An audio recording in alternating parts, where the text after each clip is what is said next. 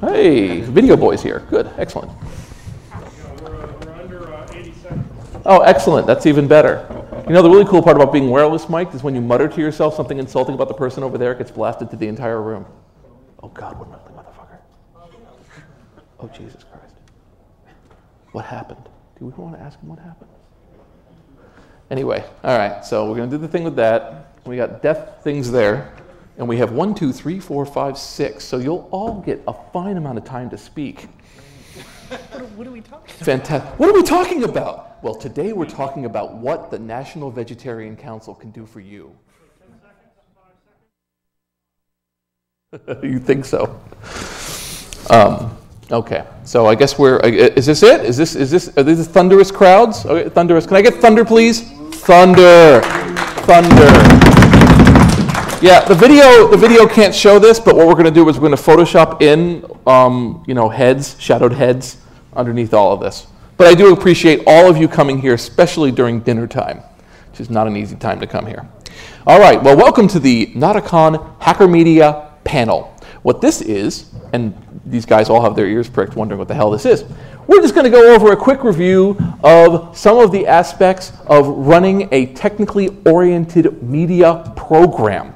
All these gentlemen share the same hobby, skill, or profession, which is that they enjoy coming on the air via podcast, via broadcasting, or whatever other method they can find to talk about technical issues.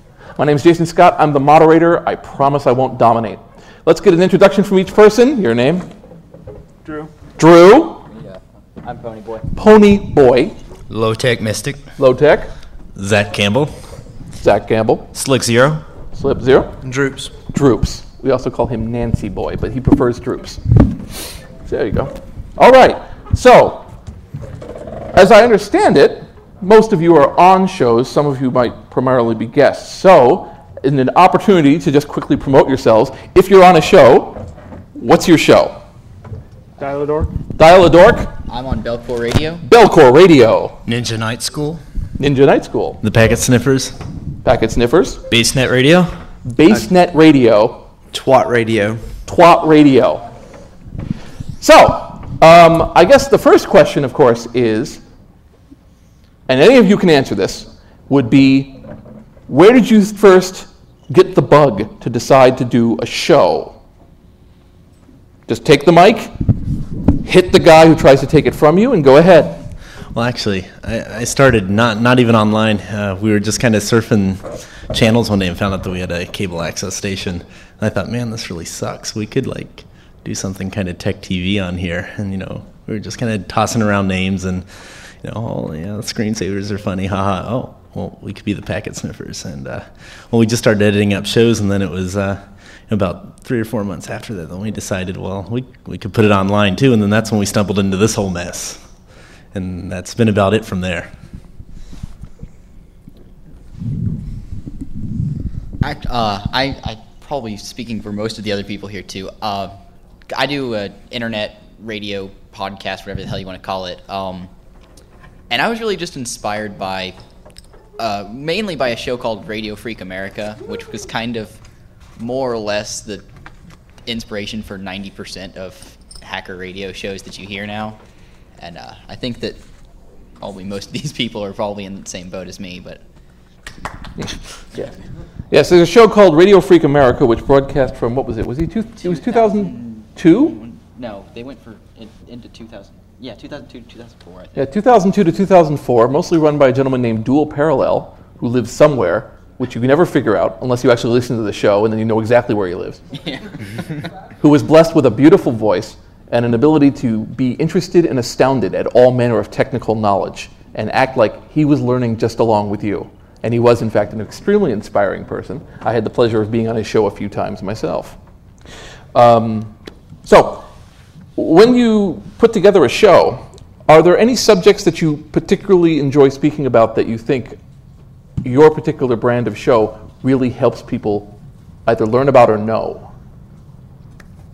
Well, I know my show is basically centered, generally, not all the time, but I try to center it around phone phreaking and telephony, because there's really not a big a large amount of shows on that nature that exist still.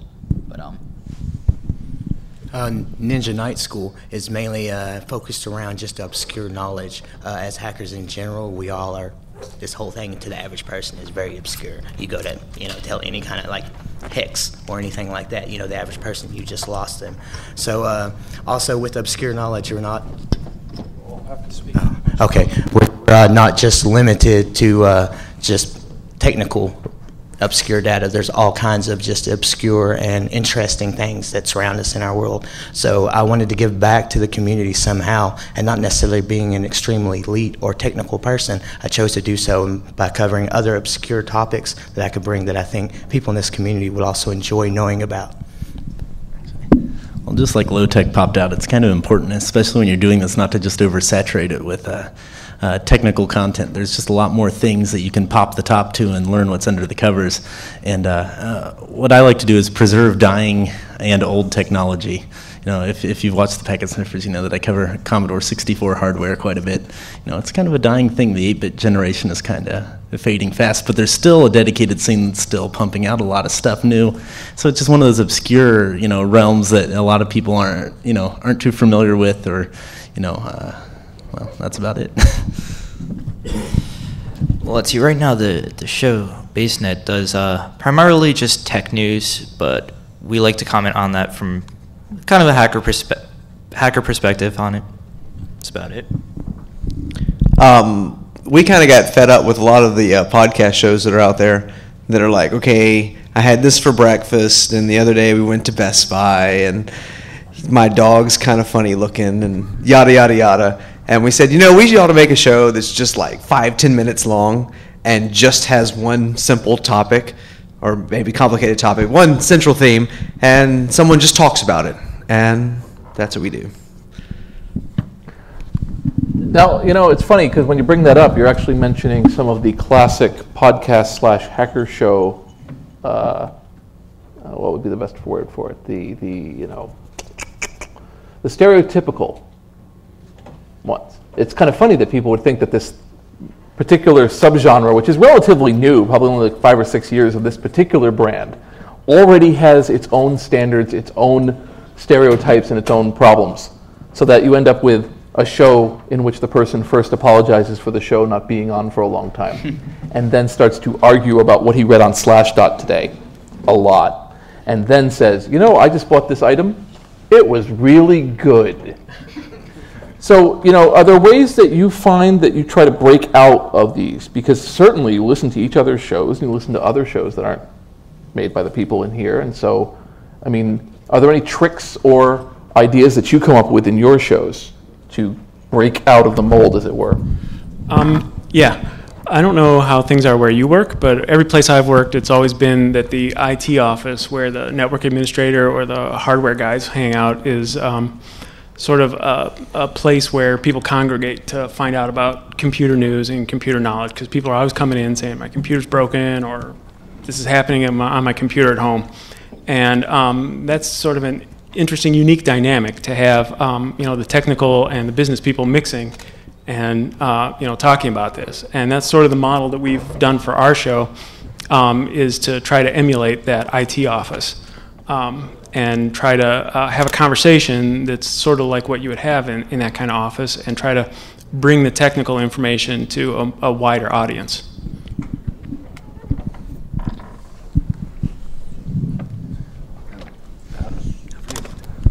Was that it? Well, actually, that was stunning. Low Tech forgot the question. Okay. But so just what we do to keep it different, how I try to do my school. I enjoy trying to emulate things that I've enjoyed, and also when you're watching all those audio shows, or listening to audio shows, all the things that you're like, man, I wish they would do that. Why don't they do this? And especially things that when I was a little kid, in which, man, if I ruled the world, I would do it like this. I kind of bring that into my audio show as well. Actually, after something becomes cool, especially when computers suddenly became cool and being a geek or a hacker suddenly became in the spotlight, then suddenly you got the birth of the digital runway. So now everybody has sparkly new pieces of technology and they're showing it off. And it becomes more of a social symbol or a status symbol than a useful piece of tech that you like because it does something cool or it means something to you. So that's basically what we try to bleed through is, just good old-fashioned exploration of the world around you, whether it be through technical means or just all around.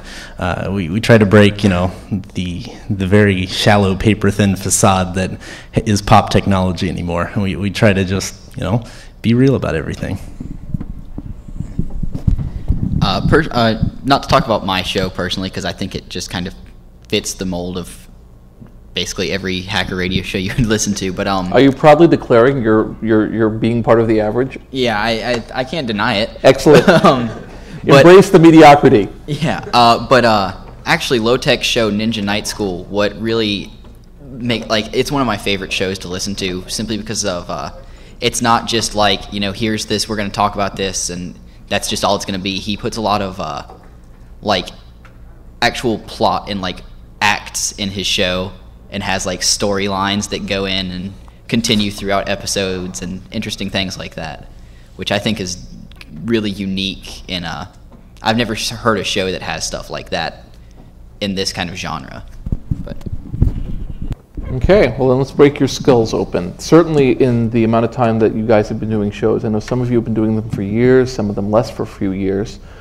Is there some undiscussed fact that you learned doing this? And by that I mean a hint, a way you do a show, a way you approach a show, a way that you get around a problem. Is there something that you, as a hint, if you had to say to somebody who was interested in doing a show of their own, that they're not going to discover until 5-10 shows down the line, that you'd rather they know now and save themselves a lot of pain?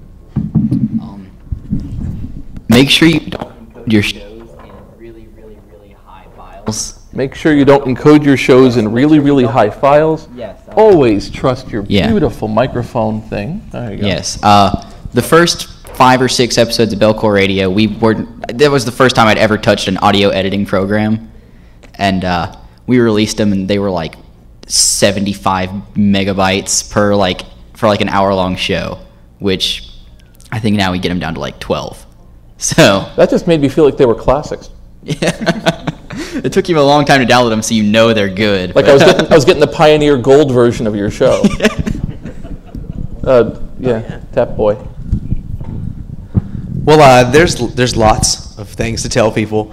The first thing is most people are only going to do a show less than 10 episodes. And a lot of people will go really gung-ho. They'll do one. They'll be like, this is awesome. The next one's going to be so much better. I'm going to buy a website. I'm going to pay for hosting. And then 7 shows into it, they're like, this is so much work to try to do this once a week or once a month or get guests on my show. And they just give up and find something much more productive to do than this mess. And we started a little website, it's podcastincubator.com. I don't even know. And we give free hosting to people who want to start stuff. And that will kind of lessen the blow when you want to quit, so you don't have all this money invested in things. We've had one guy that got past 10 so far, and that's Low-Tech. Yay! And then how many people have not made it? They've just quit? Is it 4, 5, 6? Yeah. Don't say they quit. Say they completed below expectations. They completed below expectations. This real smart guy I was talking to one day told me he had a cool idea, and I've been passing this idea to other people, and there's a guy in the audience over there I passed it to. And he said that do a season. Don't the way it's been done is they do a season, and it's a year. And what Mr. Jason Scott said was do a season which is 10 episodes, and they all tie into each other. And after you record all 10 of them, then you start releasing them once a month or once a week or however you want. And during that time, you can not have to do it and think about your next show, so there's more thought put into each show. And then the next season comes around whenever you want it to do, and people aren't going to be, forgetting about your show because you're doing it, one day and then the next day and then a week later and then a month and a half later and then the next day. And that's really, really annoying to not have a normal release schedule. But that's the worst part of the whole thing. Our Twat radio show is done by, it's a make off of the name Twit, which is the Leo Laporte famous guy podcast. And Mr. Dossman actually came up with that name. Hey! But we have multiple hosts that do it, so I don't have to do it every day. In fact, I rarely do one. And we're trying to get so many hosts that you only have to do one every 2 months, and which kind of takes down on the drudgery of it, and they only has to be 5 minutes. So sometime during that 2 months, you're going to say, hey, this is cool, something you learn or something you play with, and then you can do your show. It doesn't have to be about, this is how you secure a Linux box. It can be about all kinds of things. One guy did one on the thought process of something, of designing, or helping design what was it, Zigman throw-in? Some kind of launcher. A softball launcher, and like the thought process behind it, which is really interesting. And we have a guy that's in high school that releases them every day, because he's the only person that goes home at night to where his parents live and has time to get on the computer for a few minutes and update the site, so that most every day there's a new show out, and it's about the same time every day. Yeah, I was really stunned. At one point, I was asked to be interviewed for a show, and I said that's fine, and I was having the interview occur over Skype, which was already pretty interesting. I know that one person was in Pennsylvania, I think one was in DC. At some point while we were setting up, one of the kids' moms yelled at him because he wasn't doing his bar mitzvah training. And he convinced mom that he could wait an hour, finish this radio program he was doing, and then start on it. And I was like, so how old are you? Like, one was 12, one was 14, and they were interviewing me. I'm in my 30s. And so they were, whereas most kids would be quite happy about the fact that they were able to press play and record on something and yell into it for a while, they were quite happy to be doing this interview with a website owner across the country using Skype. So there was this sense of youth that's a little unusual, unsettling. Now, I don't know the variance in your ages. We'll just do this very quickly. I don't think any of you in your teens anymore, right? Okay, yeah, you're safe from droops. Anybody in the 20s? In your 20s? Tony Boy's in his teens. Yeah. Oh, you are in your teens. Okay. You're not 19. safe. Not safe. Totally not safe. Lock your door. And then 20s? We have 20s? All right. And 30s? Yeah. So we have this actual... Interesting. So, well, interesting to me. So, do you think it's a product of the young, of youth, of time, or is it a case of somebody getting... Do you perceive it as more of, this is a brand new thing and I want to be a part of it, or do you case of, after watching this for all this time, I want to jump in?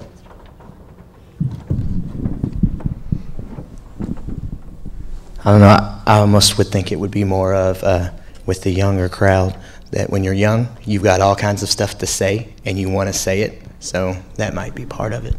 I think that I'm kind of the opposite way of him. I think because there really is, an even more varying age than what we have here. I mean, there's people in their, middle, like going through their midlife crisis and doing shows like, I think I've heard shows, hacker media shows that are people's, up to 45 or above. I'm not totally sure, but I think that it really is more just it's this kind of this cool new thing to do. As hackers, we like to share things, and this is a really easy way to share things because, like in a text file, you can't, put emphasis on specific things. But speaking, you can make sure that people get the point across that you're not saying something another, and they're taking it another way, because you can let them know by the tone of your voice. But okay. Yeah. Anybody else? I think a lot of it is people genuinely wanting to voice what I feel, what I think, what I want to do. But then, as I just brought up, I think it's still relatively new to the point where people are wearing their digital media loafers on the digital runway, and they're just kind of showing them off. So I think what we're going to get as the strainer of time wears on, we'll still have, we'll have more of the genuine stuff. But right now, I still think that we're kind of in the mix for everybody. Oh, this new thing. Oh, they're just kind of showing off right now. So you're saying we're in a show boom that may end up in a show shakeout. That's your opinion? Yes. Okay. Well, I think as far as the whole show boom goes, it's the people who want to do it will continue doing it, while the people who are just in it for just because they know they can, and just to the glory and the just money? To get it out there, they as we were saying before only do 4 or 5 episodes, 2, 3, But once you get past maybe about 15, 20 or so, it seems like it's going to continue on, especially if it's a weekly thing. Actually, advice I would give if you're interested in starting is to do a few, maybe about anywhere from 5 to around 5 episodes before releasing any, which was an idea Droops was talking about. And maybe not even release those episodes because maybe you don't have a format down for your show yet, and then continue on at whatever episode and call that episode 1. Yeah, that's a really good idea. Because the first few episodes of everyone's show are I'm learning how to use Audacity, and the sound quality is horrible, and they haven't figured everything out. So that's actually a really good idea. As I recall, Droops, actually, one of your first shows was like 90 minutes, something like that. There was something where you achieved a show that was like a mini series. I think it's the one that you got drunk in the middle of. Yeah, there were. I used to do a different show that was supposed to be the Droops radio show, and that was really a dumb idea, like this bad name. So we came up with this name called Infonomicon, and I couldn't do the show one day, and I asked this guy to help out, and then he and I started doing the show, and we had really good little banter between us, and then we just started getting drunk a lot, and then I had a roommate last summer, and he and I that's what we did, and it was very bad. I don't recommend anyone listening to it. I loved listening to it. I transcribed them. Yeah. They were fantastic because you actually took a whiz break during it outside in your front yard. And it really brought in that sense of community. Because you were sharing your whiz with us and with apparently all of your neighbors. Anyway, another piece of advice I just remembered recently is, since I do this out of a studio, I have somewhat pro gear. And when an XLR cable does not work, cut it and throw it out. That's what I learned, and it hasn't failed me yet. This cable cop works very well for figuring out what's wrong with XLR cables. It costs about $20.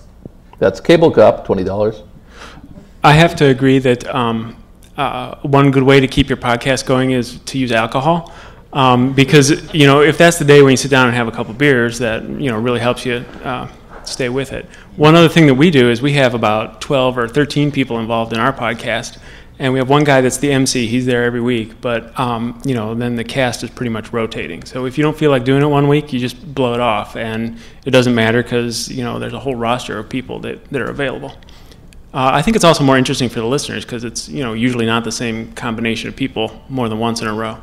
Right. Now your show is actually the only one on the panel that's actually been broadcast. Yes, that's correct. We had a little bit of a unique beginning to our show. We started as a radio program, and we just patched an AM radio into IceCast server, and we streamed it on the internet in real time as we did the broadcast, and then we would archive that as an MP3 and put it on the website.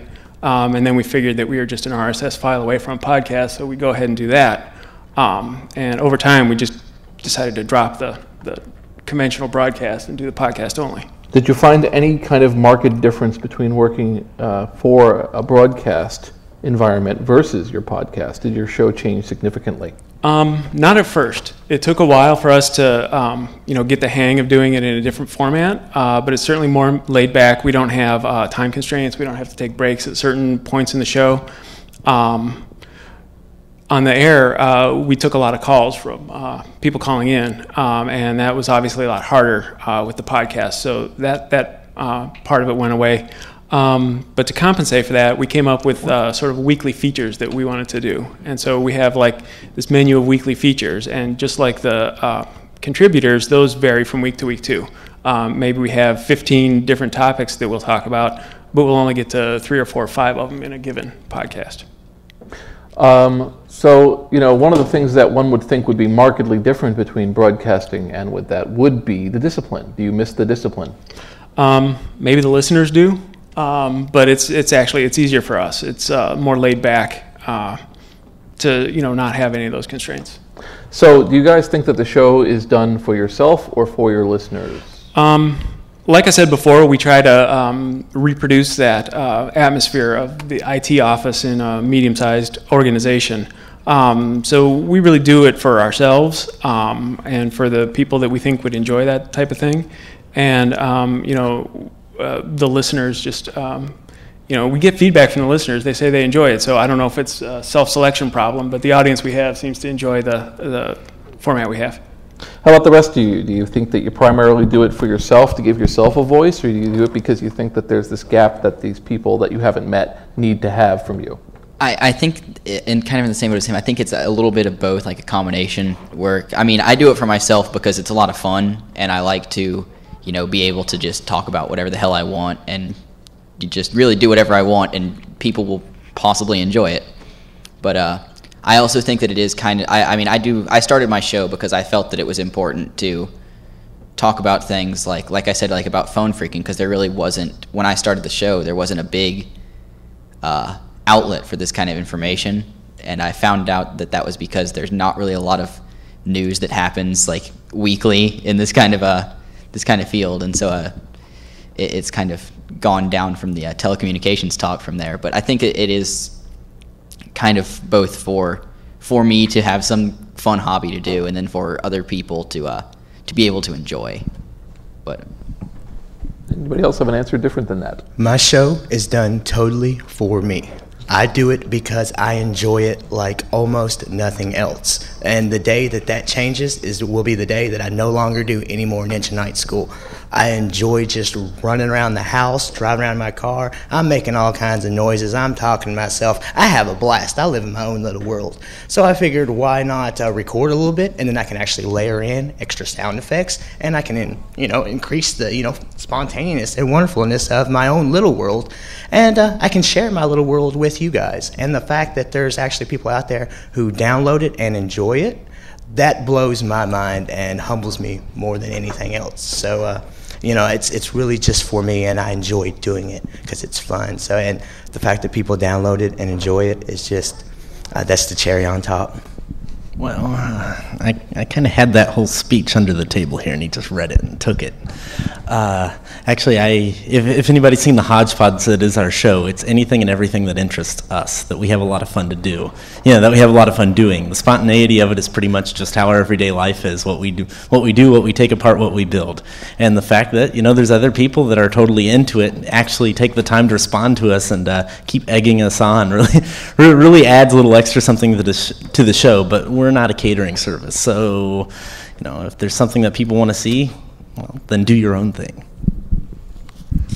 Well, let's see. On my show, it's pretty much for us, but it's also to get ourselves in a position where we have to converse about the certain topics, and it's a lot of fun. I mean, it's not just me; it's also Silent Slade, Morbid, D-Mad, and we also have a couple other people that we could call. And it's really, for us, about the sharing of information, and we put it out there because we feel others may be interested, and it turns out that they are. Yeah, don't smile. When RFA ended, there was a gap, and I was going back listening to a bunch of them, missing the days of the show, and I said, well, I could do this. And I started it just to see if I could, and it became immense fun, and we continued the show until it was no longer fun, and then we stopped. And with the Twat radio, Dossman and I were on the phone or somewhere, we were talking about it, and we were talking, wouldn't it be cool if we just had a show that didn't have all this crap, and it came out every day and we learned something new? And we started it because we didn't figure anyone else would, and the first few shows were us, and I intentionally recorded them horribly, so it was very crappy, and the kids at Dig were making fun of us because of our sound quality. And I have some good stuff. I can make it sound really nice, but we didn't want it to sound too good because then people would be more concerned about the audio quality and saying, oh, I couldn't do that, than the content of the shows. And that's our goal. And it's mainly so I can get a show every day and learn something without actually having to do anything. But anyway, it works out. And you've learned quite a bit. And I have. Okay, we're going to open up the questions from the audience because, obviously we want to know where you want us to go with this. Does anyone have any questions for the panel or for me? Yes, sir.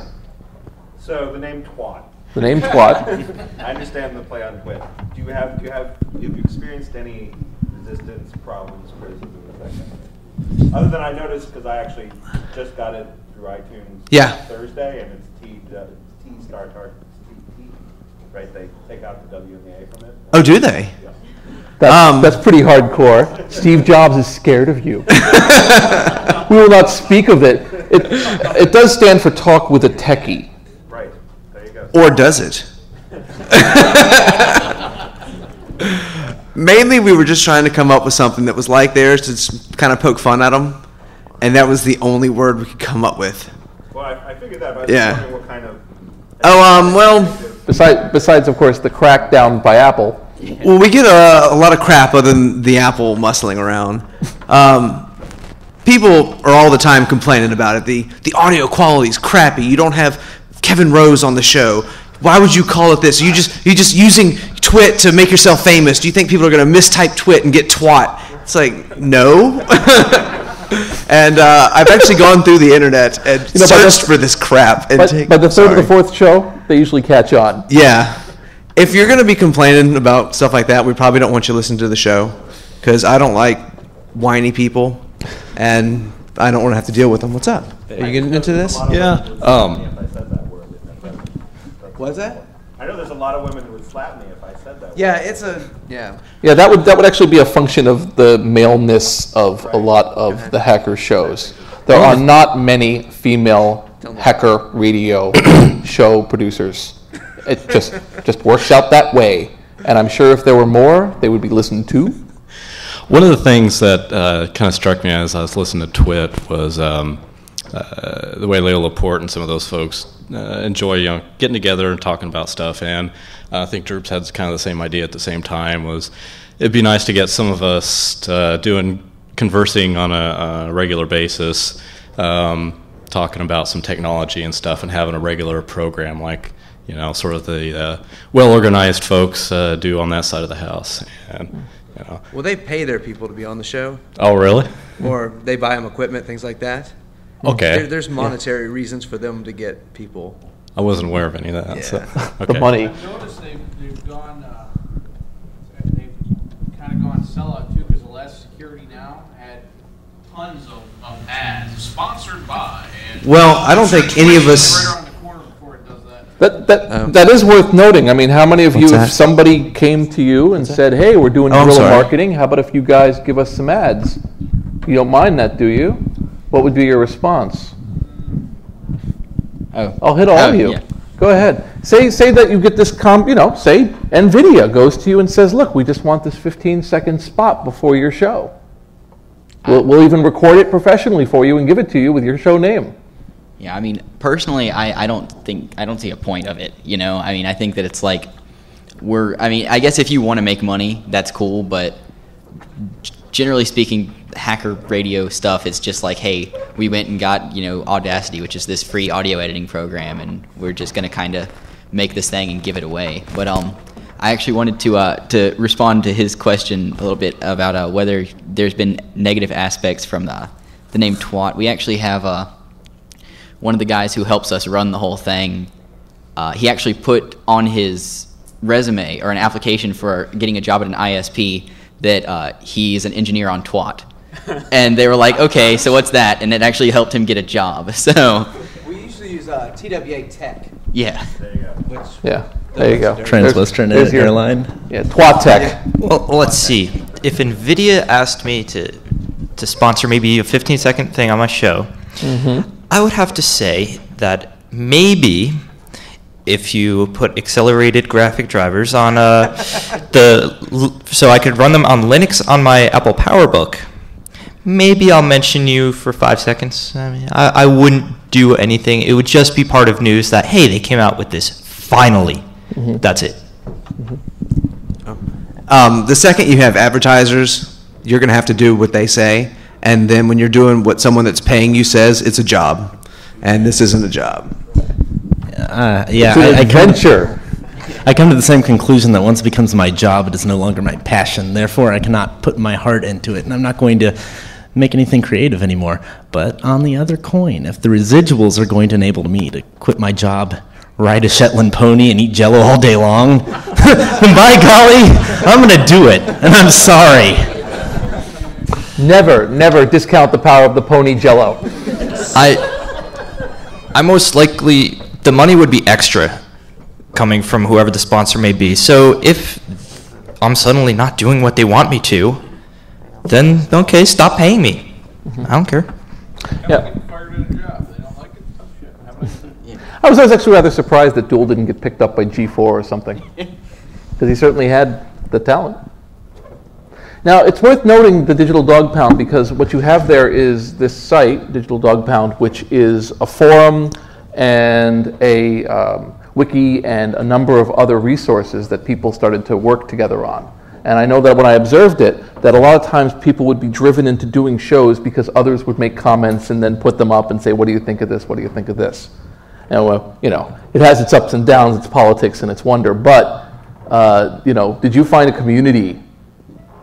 Did the community have any peace with you doing this, or was it just pure listening to the shows and then you found the community? Mine was purely, I listened to a lot of stuff and I was like, I like this, but then most of the shows I really enjoyed just kind of went away for one reason or another. And so it was just kind of like, I need something that will help me fill this gap. So I need to make something, and it doubles up because it's I can talk about whatever interests me as opposed to what interests just those people. So I found it to be just kind of like, I didn't know about this whole underground hacker radio community or whatever until I actually kind of got into the doing my own show and stuff. Mine was definitely community-based. I enjoy all the shows that are out there. I am an idiot, so all my knowledge basically comes from what everybody else decides to put together and say, hey, look what I can do. This is how you can do it too. And that moves me really more than most things should. I really get touched by that, probably more than I should. But that's definitely what drove me. I wanted to give back to the community. And since I'm an idiot and I have no technical knowledge, I figured that there's a lack of a lot of quote-unquote entertainment out there in the podcast. Back in the 30s and 40s, there was a lot of radio dramas. You know, radio dramas everywhere.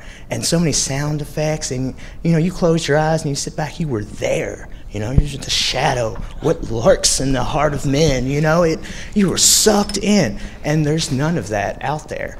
So I'm kind of slowly incorporating that into my show as I get better and better at it. And right now my show is kind of like, Captain Kangaroo, Mr. Rogers, with a little hacker mixed in and some ninjas. So it's, yeah, it's definitely very humorous. It's all about fun and mildly serious, but always lighthearted. So.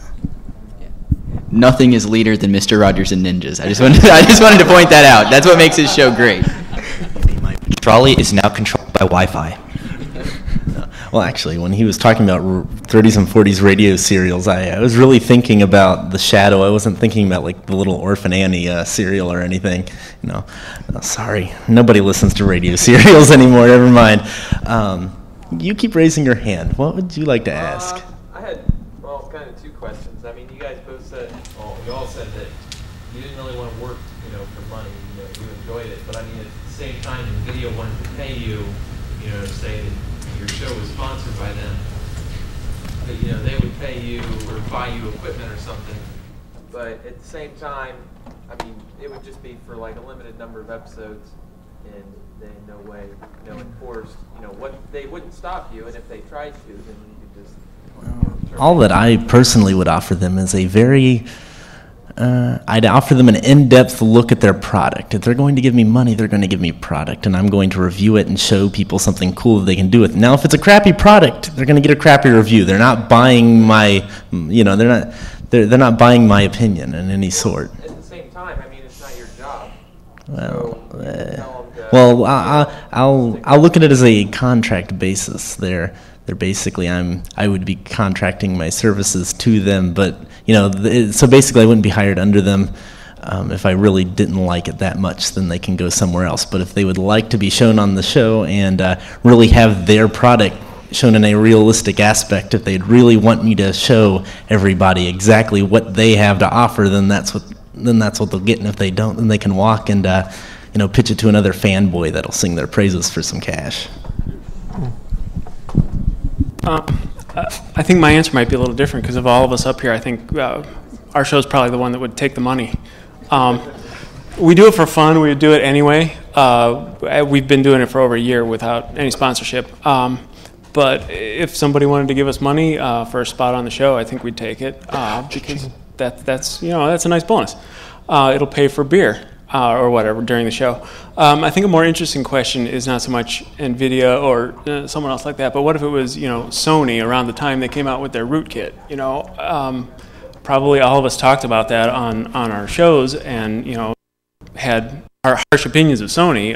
What would you do if someone like that wanted to give you money, and would that impact your coverage? I think it has to, because if they're giving you money, then they're going to expect you not to say bad things about them.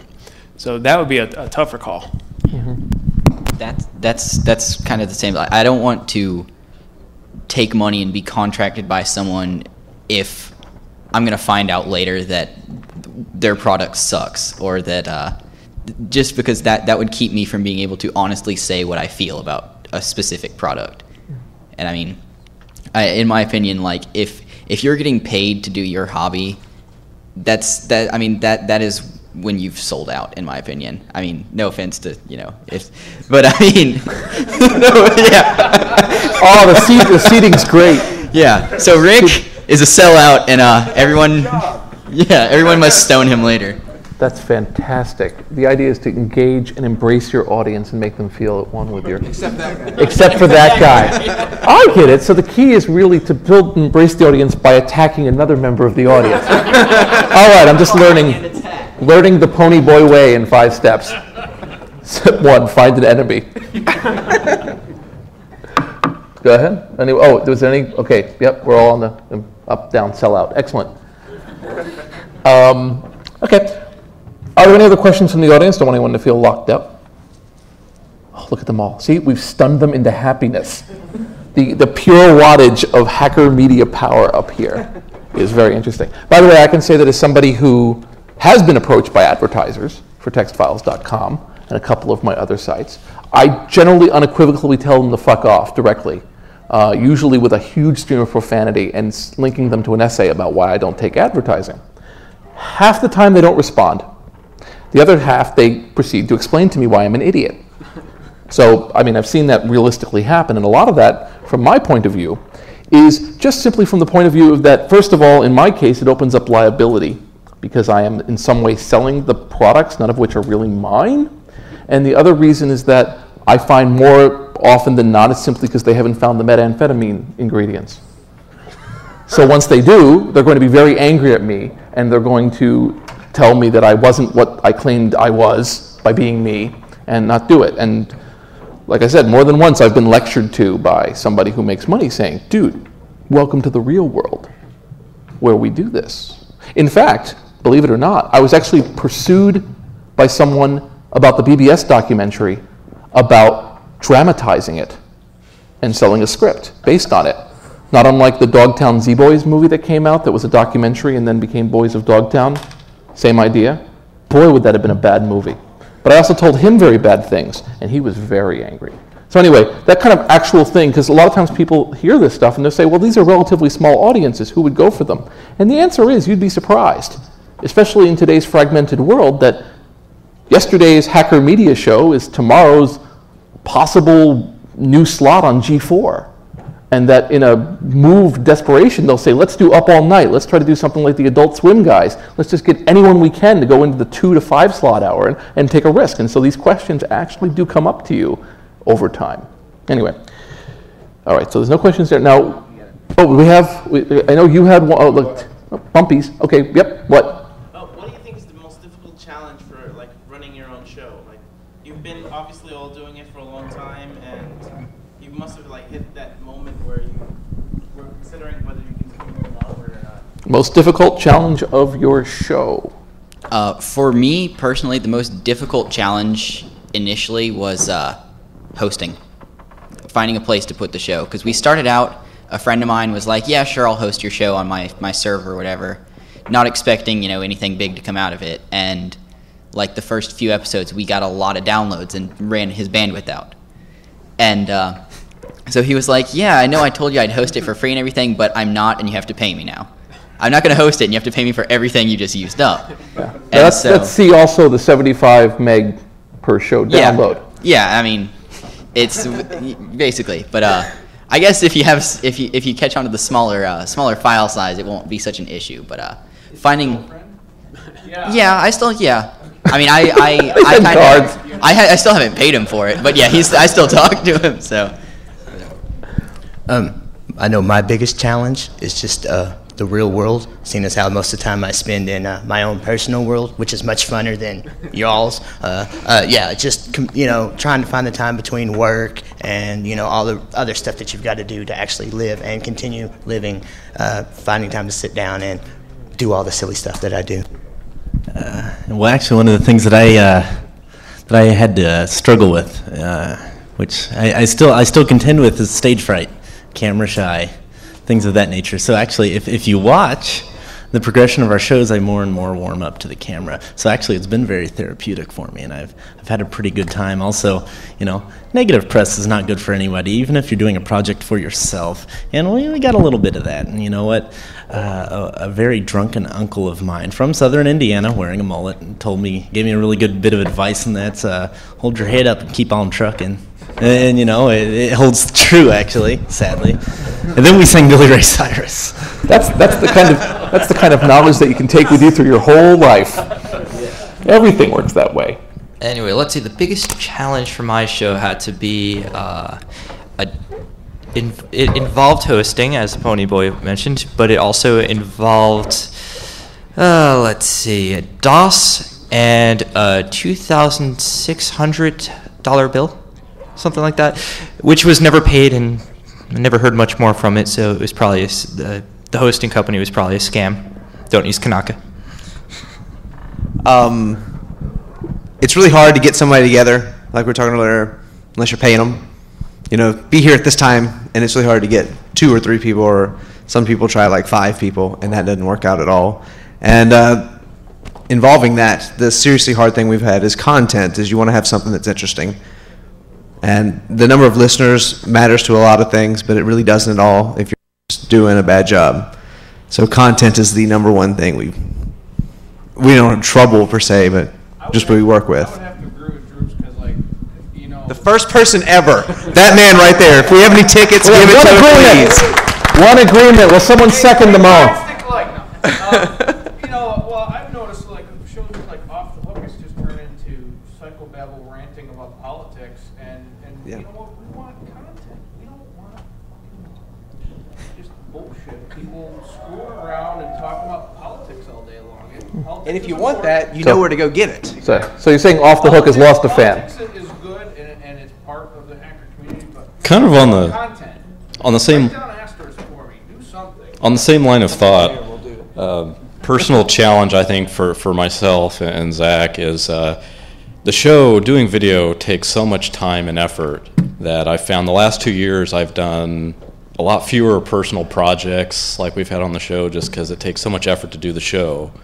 And that's one thing that's a challenge. And the last 3 or 4 months has been good for the project we've been working on that's upstairs, just to focus on having some fun doing a cool project rather than trying to specifically film it and create it as content. So I think you kind of have to, for me, I have to go back and forth and do some fun projects and stuff, and then bring it back to film it or something. Do you have a question? Let's just get him one. That was just actually my question leads into it. Would any of you other of you consider doing video? Yeah, I've done some. Yeah. Yep. I plan on recording some and submitting some to Hack TV Underground. So, me and a few of my friends at a local 2600-ish type meeting that I run decided one day that that's what we're going to do, and we were going to make the best damn internet TV show there was. And that was about a year ago, and we've done about as far as drawing a storyboard for it, because it's really not for everyone. It took me forever to master audio editing, to get good at it at least.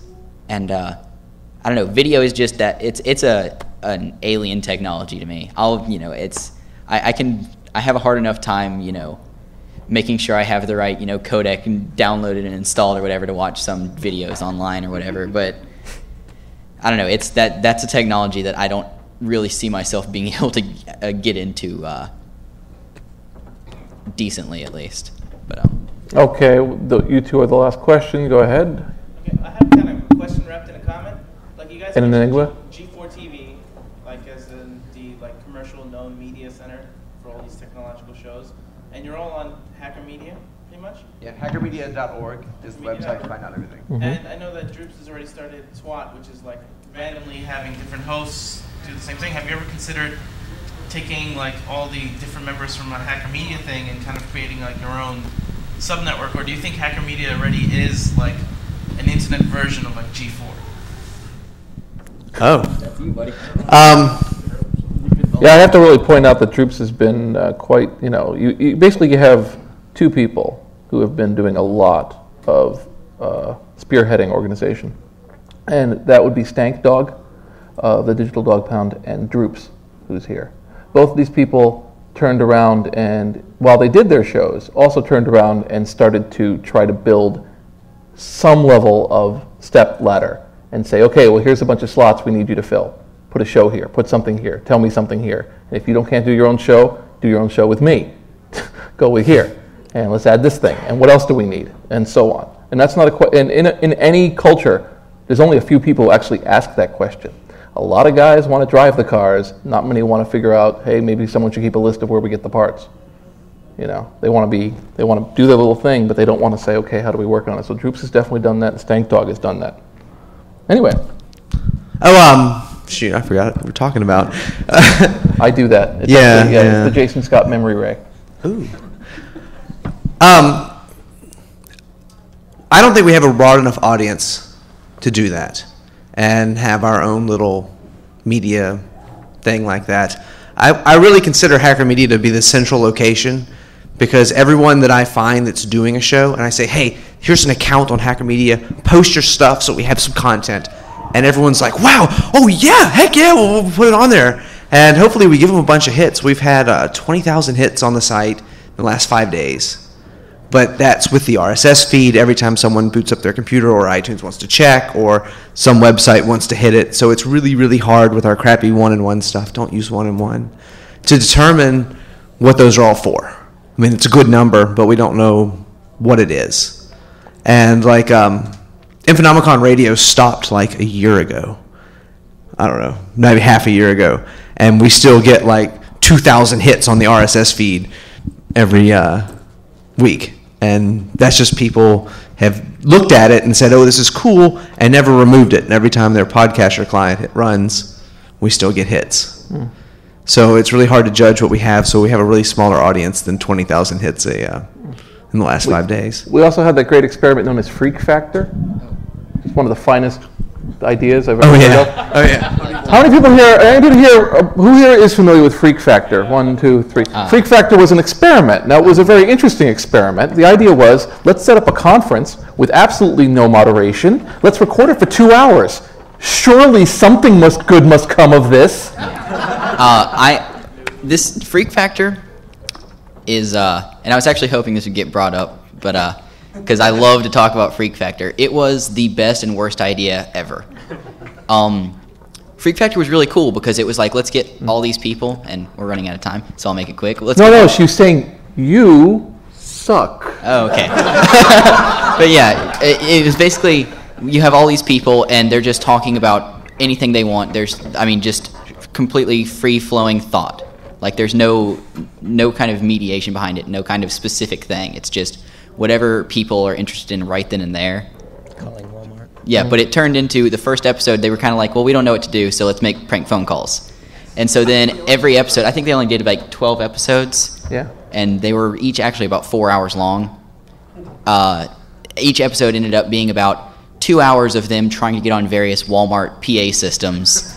And once they did, just saying stupid shit like dog balls. And I mean, it was... But it's important to note, within a very short time, you instituted moderation. You had to kind of sign up to get into the pool and still be an idiot. and so on. And it's like I agree with you, best and worst, because what came out of there was totally magical or a horror show. Yeah, I really think that's going to be what the next, like, there's going to be a lot more shows like that coming. I mean, there's going to be a lot more shows where it's just like, let's get a bunch of people on here. And there actually are shows that are coming out lately. I've noticed that they're just like, let's get a bunch of people together and just talk. We'll just get together and right then we'll just talk about whatever. So, but I think yeah. To me, Freak Factor was a lot more interesting because it was never planned to be recorded. They were just going to stream it live as it happened. It was going to be a reality show and just throw people in there, let them do whatever the hell they wanted. And of course, people record phone conferences, and then they were trading them around. So they said, okay, let's write a little script that records it. And they recorded it. And everyone's like, this is horrible, we need to fix it. So they said, all right, let's put moderation in. And every week, they did something different on the show, just like behind the scenes, to make things different. They tried to get some people to, just random people, okay, you're in charge today, you can kick people off if they're annoying as hell. And that doesn't really work. And it was just interesting to watch them change it to try to, you can't control a phone conference.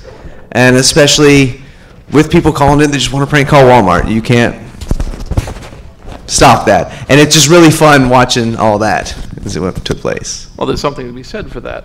Yeah. Just that. And it was hyped as the first internet reality show. So if your one big takeaway, your one big takeaway, Hacker Media fucks with Walmart. Now let me just get these guys, okay, just give them your URL. Dial-a-dork.com, that's hyphenated dial-a-dork.com. And yours? Bellcoreradio.net. Okay, and yours? NinjaNightSchool.com. And yours? PacketSniffers.org, or for some laughs, Kitchen.org. Oh, yeah, Kitchen.org, KYCHN. Well, that's just completely intuitive. Go ahead. BaseNetRadio.net. Okay. HackerMedia.net. Okay, and? TwatTech.org. Woo! Okay, so thank you very much for your time tonight, ladies and gentlemen. And thanks to our panelists. So, in this area we're having right here, it's going to be a party like it's going out of style with open decks. Then hey, if anyone wants to be a host on Twat, hey, contact me and Ponyboy. Awesome. Right in there. So once again, we're going to have open decks here. We're going to have a couple stuff here. The night's not over. Talks are over, but the fun is still going on. Hey, shut up for a second, Jason. I just wanted, before everybody goes, over there at Notacon radio station, which we probably could have talked about during this thing, we're actually going to be recording an episode of Bellcore Radio that kind of became our lost episode. It disappeared one day. And just so if anybody wants to get on, just come over there. We've got like 4 mics that we're just kind of pointing at random areas. So if you want to be on a cool show, or hopefully this one will be a cool show, just come over and we'll get you on. You can talk about whatever the hell you want.